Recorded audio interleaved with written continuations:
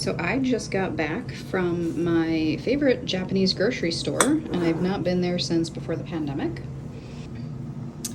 I got a Hello Kitty Fizzy Pop, which is cherry lime flavored, which is the only reason I got it. Everything else pretty much was an energy drink. And they had some My Hero Academia, and I was like, oh, I'm gonna get those, and I'm like, oh, oof, energy drink. My adrenal glands say no thank you. I got my Haichu candy, which I can get pretty much anywhere, honestly. But I've not seen the superfruit mix, which is dragon fruit, acai, and kiwi. And, oh, coated with chia seeds. I didn't even notice that. Ugh, love it. And then sweet and sour. I have not seen sweet and sour. So I was really excited about that. I'm not actually a huge candy person, but when I am, I want sour. Or I want berry flavored. Chocolate is not my thing. Overly sugary sweet is typically not my thing. I either need some sour or strawberry, raspberry flavored. Blue raspberry is like my favorite candy flavor. Anything colored blue, honestly, from the candy world. Okay, and then I got this, which I was very excited. This is something I would normally have found at the store next door. I think they ended up kind of combining some of their stock because of the remodel. So they had a few stationery items. And I got this because my Japanese is almost mostly forgotten, and it's killing me. It's really, really important to me that I pick it up again. And what I liked about this is because I used to have the entire hiragana, katakana memorized, but this has the stroke order, which I thought was so cool because that's the thing I've always struggled with, is I didn't know the proper stroke order.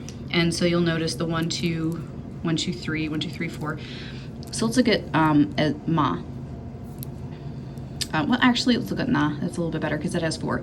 So 1 is the red color, 2 is the blue color, 3 is green, and 4 is this orange. So you would cross over, go down, do the small one, and then the loop would be your 4th stroke.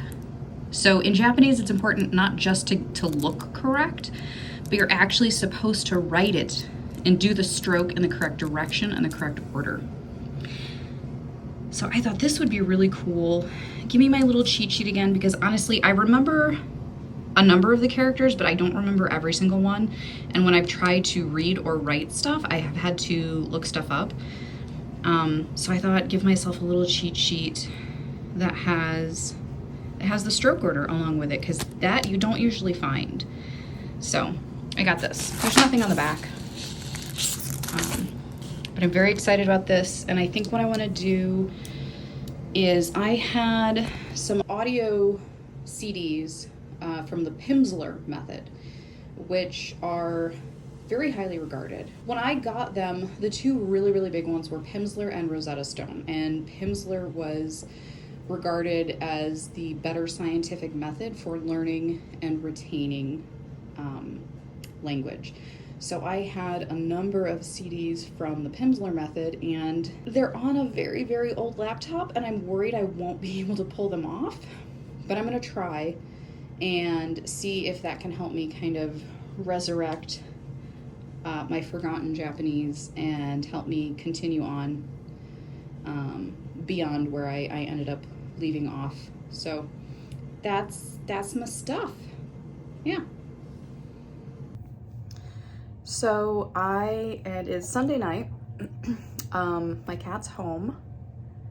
If you watched my last video, he went missing, but he's home, and he's now actually, well, he was eating, he got some tuna as a reward, but apparently my other cat has ousted him and is now eating all of the tuna herself. There's a lot, so I'm sure she'll eat her fill and he'll be back. But what I have to do is I have to hook my desk back up.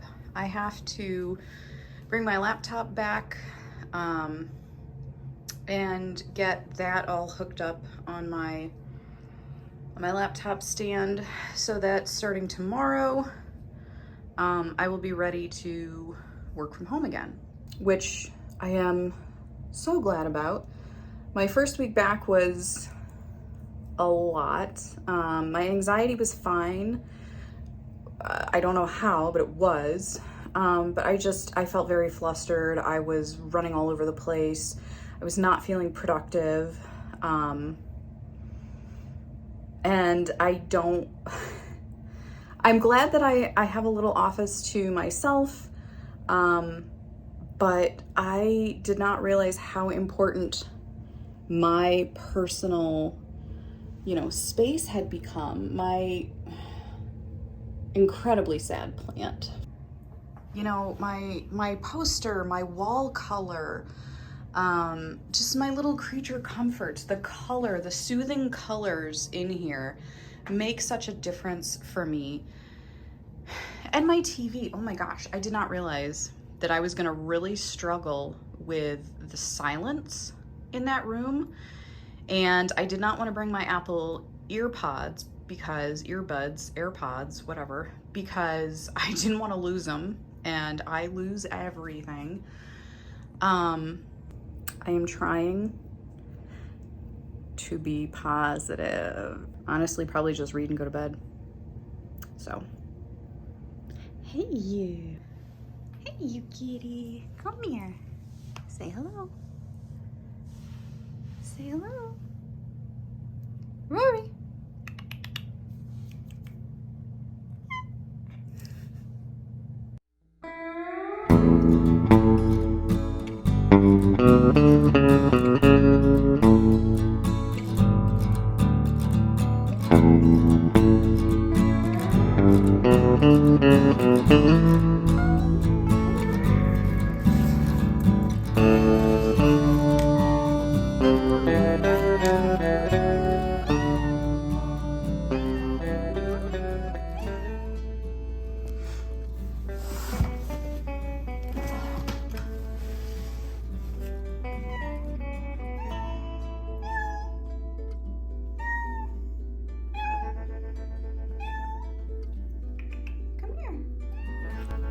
Get up here. Rory. Hey. You wanna get up on my shoulder? Come here.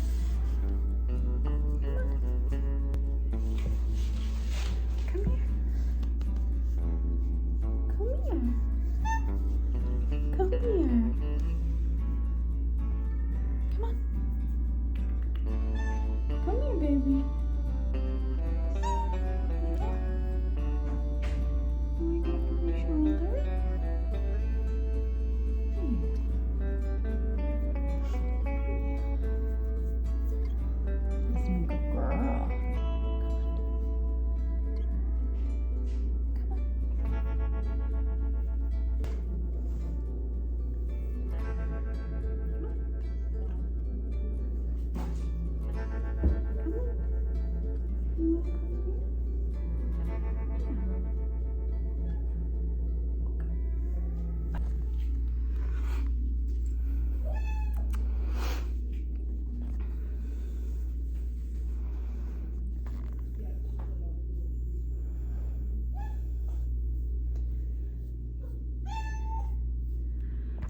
This my good girl.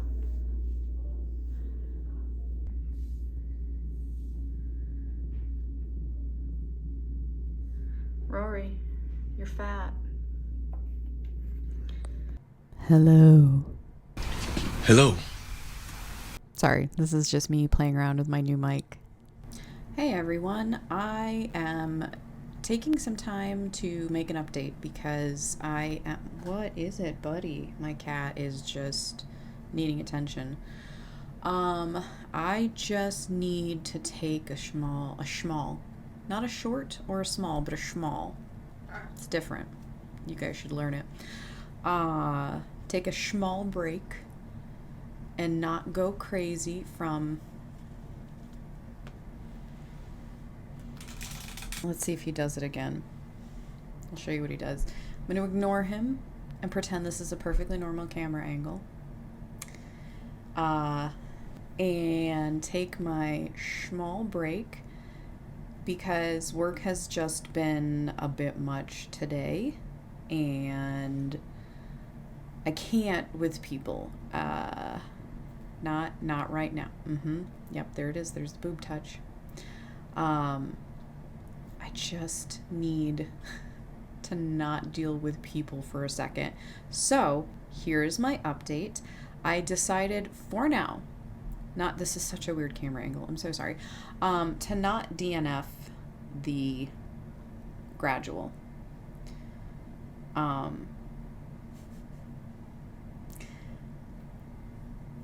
He has not been as dumb as he was in the part that just absolutely drove me crazy. He didn't fix it. I would hope as a human adult he would try to at least have another conversation with his wife, ex-wife, separated wife, whatever, and at least try to give some sort of explanation, leave things on a better footing. Apparently not. Okay. That's fine. Sure. But I think we're finally getting to the meat of it. How does he make use of this? And his long-lost brother, who was sent away to the military when his brother turned 18 and he was, like, I think 10 years old, might be coming home. And that's a huge plot point based on the synopsis and, based on the threads that the story has given so far about his, there we go. Okay, well, at least now I can fix the camera angle. And then he jumped down. His, parents missing his brother, him missing his brother. He's almost 50 now. Or is he over 50? Because that weird, loss of 2 years. So I'm curious about that. I'm curious how that is going to... What are you... Please don't play with the stuff that is on my... What are you doing? He was just about to play with my earbud and I'm sure lose it forever. I can do that myself. I don't need his help. So I think there's finally a catalyst to, move him to action. I'm working off of the sunk cost fallacy already. This is what I tend to do with books that I don't really enjoy. I have a hard time not finishing a book, even if I don't like it. There's always been something in my brain. I tend to be kind of a completionist with video games. If it's infuriatingly impossible, I can't be bothered. But if it's sort of reasonable, I will do it. I will 100% everything that I can. And I'm kind of that way with books. And I'm trying not to be. I actually don't think that's the best way to do books, because then I think if you force yourself to read books you don't enjoy, you kind of lose your lust to read in general. So I don't want to be stuck with books that I really, really don't like. But this one's tolerable, so I'm going to keep going with it. I got a note from Libby today, hey, your stuff's due in a few days. I still have not listened to Ocean at the End of the Lane. I have made absolutely no progress with the Three Musketeers. Things have been crazy. Are you done, please? I love you so much, but why? Why are you doing this? Okay. Things have just been crazy with work the past week or so. In my last vlog, you kind of followed me going back into the office for the first time in 2.5 years, and very busy, very hectic, very exhausted at the end of the day. This week, clearly I'm working from home because I don't know that this would be, considered proper office dress code, but I like it. So I don't know. I'm going to try to re-up my holds with the stuff in Libby because it was immediately available, so it may not be a problem. It's ridiculous. I'm just going to see if I can renew my holds so that I have time to actually finish these. I have to be back in the office next week, but in the meantime, I feel like a failure. Honestly, I feel like I'm failing because I'm not reading, and not just because I'm trying to, make videos for YouTube, for BookTube, even though nobody's watching. I think I had maybe maybe 9 views is my highest, which is fine.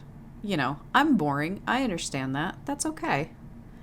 I'm enjoying reading, and I'm enjoying having something to kind of hold me accountable to read. But I'm feeling like a failure because I'm not reading, and it hurts me. And this was my week home, and I thought, oh, I'm going to get so much reading done. And I'm not. I'm not even getting my audiobooks in. I wasn't even able to watch TV this week just because either my brain couldn't handle all the extrasensory input or what. I don't know. This week my anxiety has actually been worse than last week, and I'm almost thinking it's like I forced myself to just get through last week, just power through it, and my anxiety's like, that's fine, we'll sit in the background. And we're just going to make you pay next week when you think you can relax. So I got that going for me. So what I've decided is I just scanned my bookshelf for short stories. Short stories really aren't my jam most of the time, but there are times that I do like short stories. And my assumption is if I have short stories on my bookshelf, maybe it's because I like them. Maybe not. I don't know. But I did find 2 books with short stories, and I was going to read Tolstoy because I absolutely love Tolstoy, and I have read some of the short stories in that collection, and I did really like them. But then I found another book that has a collection of short stories that I have not read, and I chose that one because I've not read it. So I present to you the intranets. The Early Ayn Rand. This is a selection from her unpublished fiction, edited with an introduction and notes by Leonard, I'm going to say Peikoff, Peikoff, Peikoff. I will probably read the introduction for this, especially because these were all posthumously published, I believe, and they are short stories, and these are some of the early drafts of some of her later fully fleshed out published works. So I feel like the introduction on something like this would actually benefit me, and my understanding and my enjoyment of it. The blurbity, like the Swedish chef. Okay, this collection of Ayn Rand's previously unpublished short fiction and plays charts her artistic and intellectual growth. It shows her development in a critical decade, from a 21-year-old Russian immigrant struggling with English to a sophisticated writer of complex philosophical... I was so close to messing that up. Then I mess up a 2-letter word. It's been a week, you guys. Philosophical themes and a dazzling prose style. Chosen by Leonard Peikoff, Ayn Rand's longtime associate and literary executor, these 11 selections range from beginner's exercises to excerpts from early versions of We the Living and The Fountainhead. Each of these apprentice pieces represents a significant advance in Ayn Rand's evolution as an artist and philosopher. Ayn Rand wrote Atlas Shrugged, philosophically the most challenging bestseller of its time. Her first novel, We the Living, was published in 1936. With the publication of The Fountainhead in 1943, she achieved a spectacular and enduring success. Miss Rand's unique philosophy, objectivism, has gained a worldwide audience. The fundamentals of her philosophy are set forth in 4 nonfiction books: Introduction to Objectivist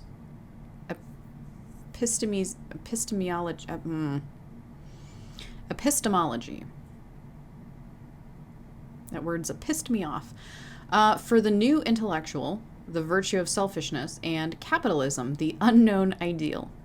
Hilarious. The magnificent statement of her artistic credo, The Romantic Manifesto, is also available in a signet edition. Okay, so I am going to say, I know a lot of people do not like Ayn Rand. I get why. Oh, I hate the smell of old book. Sorry, I just got to...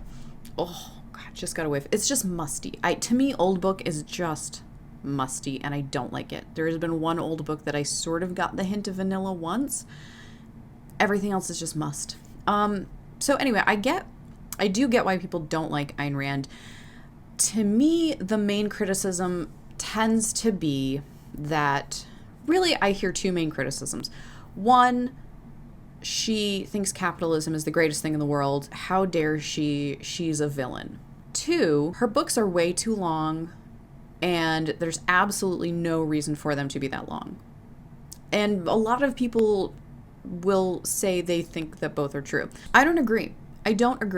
Do I agree capitalism is the answer to the world's problems? No, not in the least. Do I think capitalism has destroyed more than it's ever benefited? Yeah, pretty much. But what I think we need to have the larger conversation about is context and time frame. And I hear this a lot with not just Ayn Rand, but with books that are considered classics that have problematic themes that we today consider problematic. Sexism, misogyny, racism, classism, all of those things. By our standards today, they're problematic. By the standards of the time that they were written in, they weren't necessarily problematic. Does that make it okay? No. But I think it's unfair to judge a literary work written decades ago, hundreds of years ago, by today's ethics and morality. You can't. You just can't. Now, can you take those classics and teach them in high school and college in a different light? Not saying this is the greatest thing ever written and there's absolutely no problems with any of it. Yeah, you can definitely do that. You can take something and say, this has problematic themes. How would we break this down? And how should we look at these things? And can it be a commentary on those things instead of an advocate of those things, which I think is what a lot of people default to. So, if you look at something like, one of the recent ones that I read was Jane Eyre. And I would think this kind of even goes along with Pride and Prejudice. Women pursuing the goal of marriage, or women not wanting it necessarily, not thinking of it necessarily, but then when it comes along, it becomes, this huge focus for them. And they, I've heard the argument that they're not feminists, they lose their agency, all these arguments. But here's the thing. You are taking something to a standard that you hold today that just simply didn't exist back then. Had they tried to publish something that would be acceptable to people today, it never would have seen the light of day to be published. That's not fair either, because to me, it's like a stairwell. Are you saying that every step along the way is completely useless and pointless, except the ground level and then the top floor that you're trying to reach? Those books dealing with issues, dealing with themes, were revolutionary for their time, and it's almost amazing that they even made it to publication. And sometimes they didn't make it to publication under a woman's name. They had to be published under a man's name. I mean, the fact that they got published at all can be just astonishing. So that's, let's say, step 1 on the stairwell. And then another book comes along in another 50 years, and that's step 2. That allows you to get to the point where you can read what you want today because you think it addresses some of those things and it doesn't have some of those problematic elements, or it does, but it's a commentary on them that you philosophically agree with.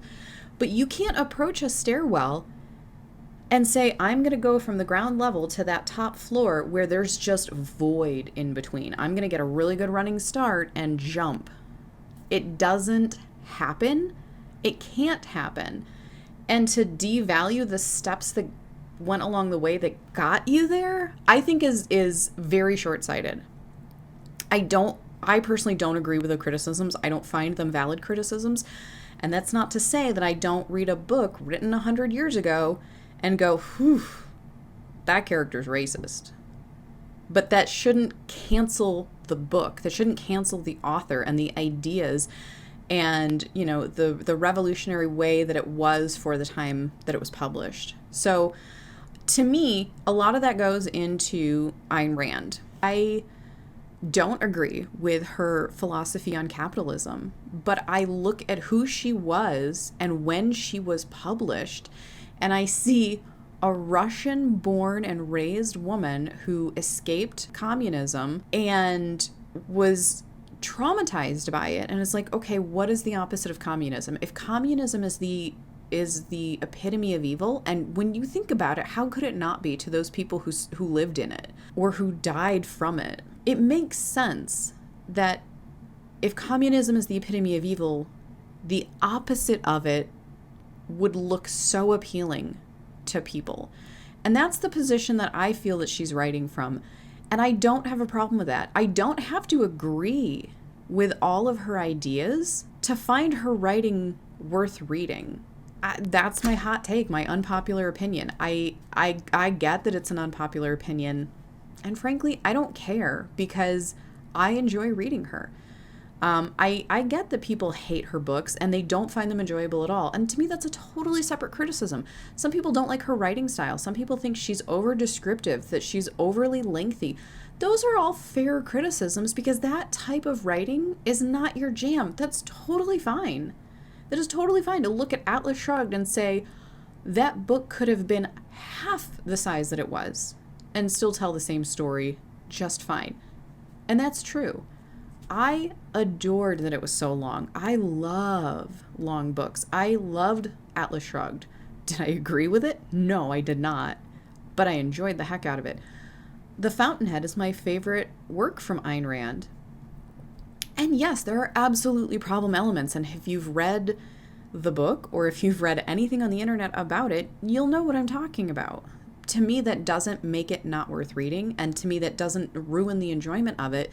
Because I can look critically at it and say, I don't agree with that. I don't like that element. You know, if she were to rewrite it today, I think that would have gone differently or that would have been left out entirely. That doesn't mean that she's right about everything just because I like reading her stuff. And when it comes to what really got me started on her was her dystopian.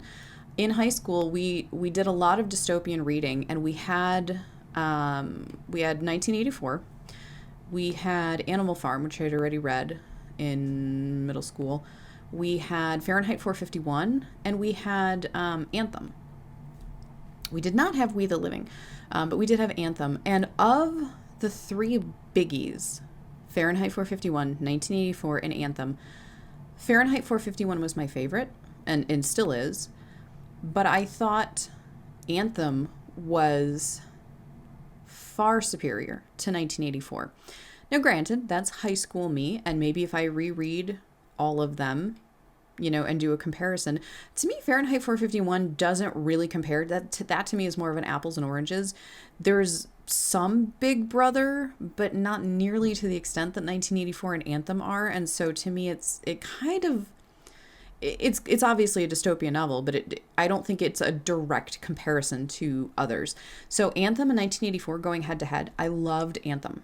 1984 was tolerable. And I think she's a great writer. I really enjoy the way that she writes people. I enjoy her bringing to life of characters. I think that they are displayed as very flawed and very realistic and very at odds with their motivations and the way that they want to achieve those motivations in comparison to their ethics.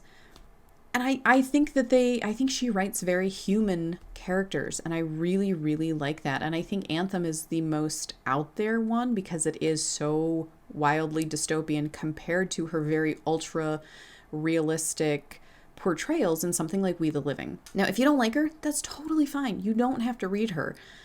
I just think the venom that I see online in comments and stuff and in articles about it, you not liking a book or an author or a style doesn't mean that that author is bad, that their books are bad. And you not agreeing with their political philosophies as they are explained in the books also doesn't make the book not worth experiencing. Have your opinions, have your preferences, read what you want, don't read what you don't want. And if you want to have a discussion with people about why you don't like things or why you won't read things, that's fine, but I feel like it's not a discussion.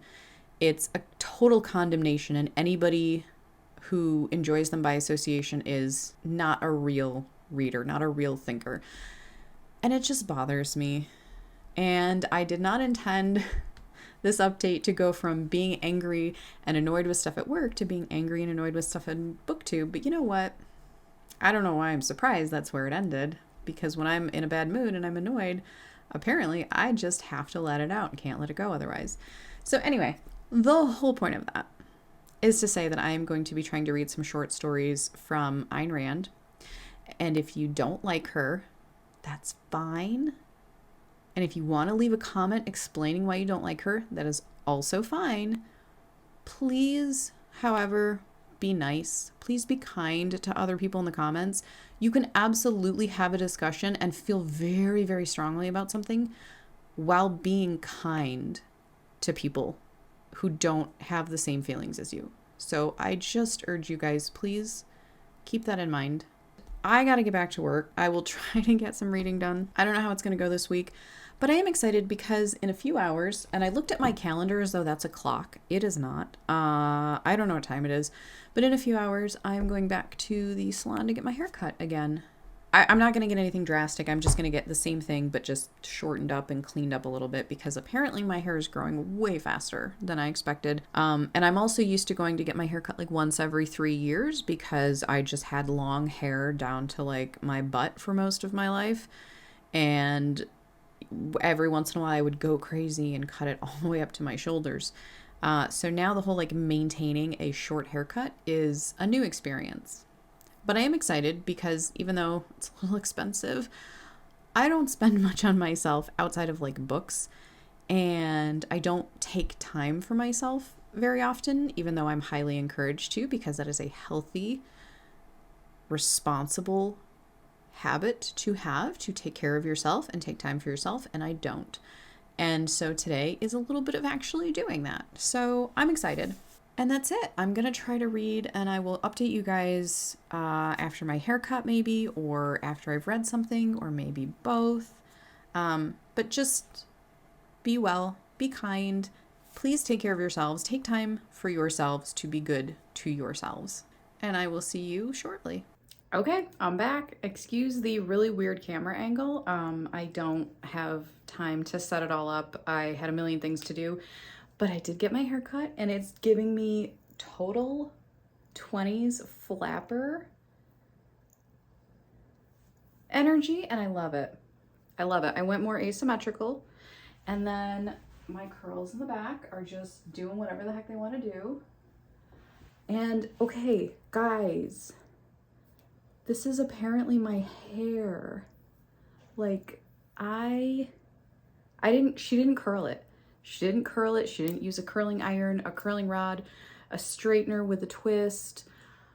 She just put in curl cream like you would use on curly hair and then like just scrunched it a little and then this is what it's doing. This is like exactly what I wanted it to do too. I'm blown away. I'm blown away. I didn't think that I had this hair.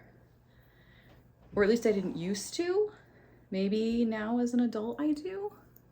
Maybe I had it all along, but it was always so long you just never knew. But I love it. I love it.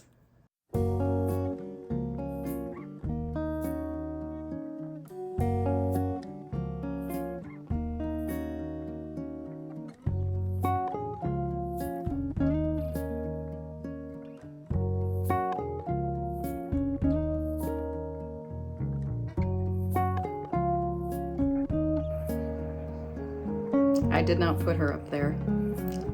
All claws. Want to get on my bookshelf? How about no?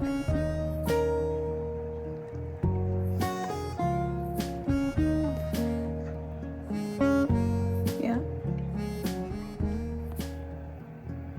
You want to get up on my shoulders too, little man?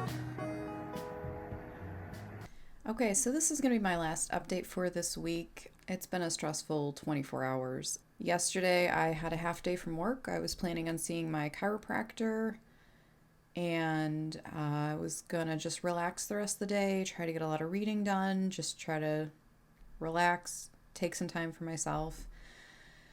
And instead, at about 10 a.m., my dad let me know he needed to go to the emergency room.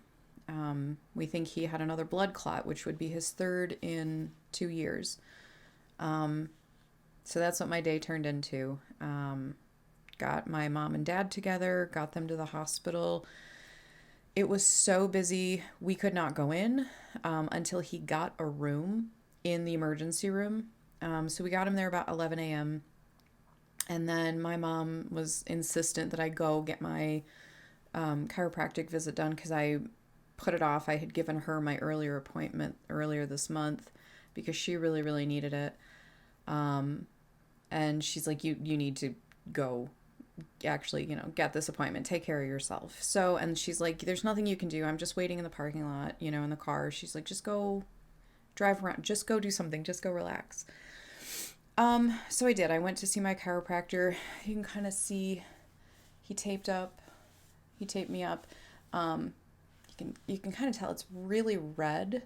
And then I've got, this is me, anxiety, scratching, and I've got a breakout going on and just all kinds of, just ignore how I look today. But my chiropractor is sure that he can help me with my frozen shoulder. His machine that he uses to do the chiropractic is designed specifically to help tendons that are locked up, that are frozen, that are not stretching and moving properly. So he worked on my arm actually mostly yesterday. And I have to go see him in another 4 weeks or so. And he said, just baby this arm for a few days, really let it rest. It's very tender, but it's not overly painful or anything, but I just doing my anxiety stuff. So my dad ended up being discharged from the hospital last night around 8. So he was there for about 9 hours, and one of the nurses that I talked to when we finally could go in, and it was only one of us, so my mom told me to go in. She was like, it's been like this every day, 7 days a week for 12 weeks. She's like, I don't know what happened, but one day things just went crazy, and they've been that way ever since. She said, don't even come at night. She said, you are guaranteed a 12-hour wait minimum. And my dad getting in there at 11 a.m. was like a 9-hour before he really was just let go out of the hospital. And they did an ultrasound and blood work pretty quickly after he got in there, but they kept wheeling him back into the lobby to wait because they just had absolutely no room. I've never seen it like that. I've never, ever, ever seen it that crazy. And I asked the nurse, I'm like, is it COVID? Is it all the same stuff? Or she's like, no, it's everything. Everything just went insane, basically. So, but he's doing okay. He's back on blood thinners, more hematology visits, more doctor visits to see. Every time he's had one so far, they've do tons of blood work and trying to figure out what's going on. Nothing yet. So we'll see. I don't know. Maybe he'll be on blood thinners the rest of his life, but I'm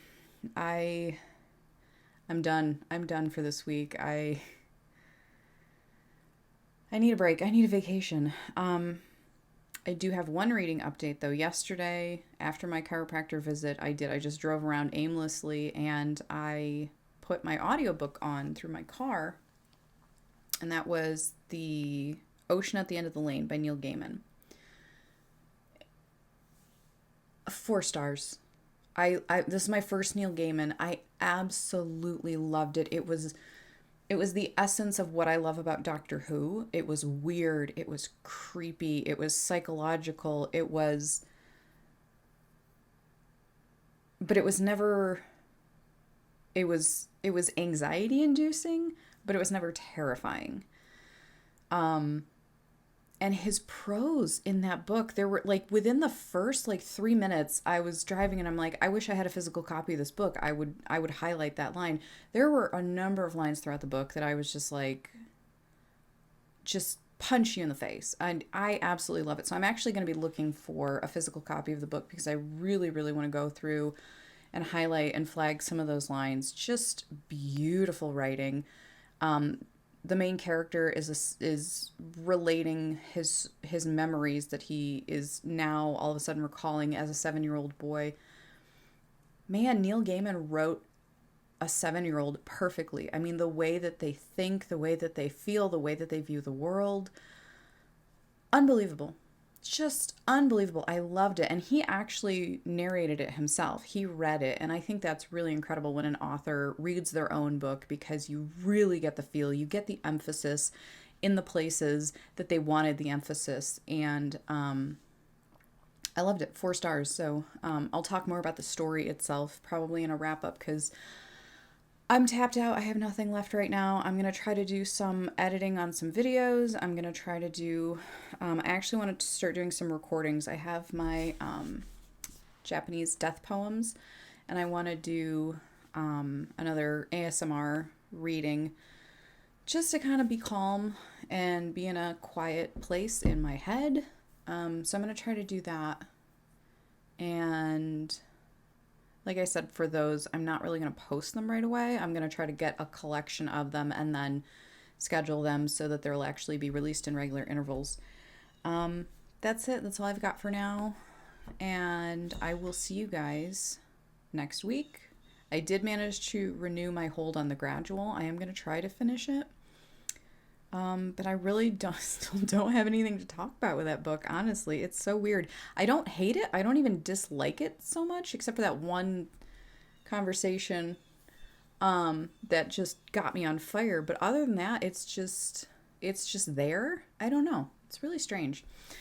But that's it. That's all I've got. So I hope you're well. I hope you're safe. Please take care of yourself. Take care of others.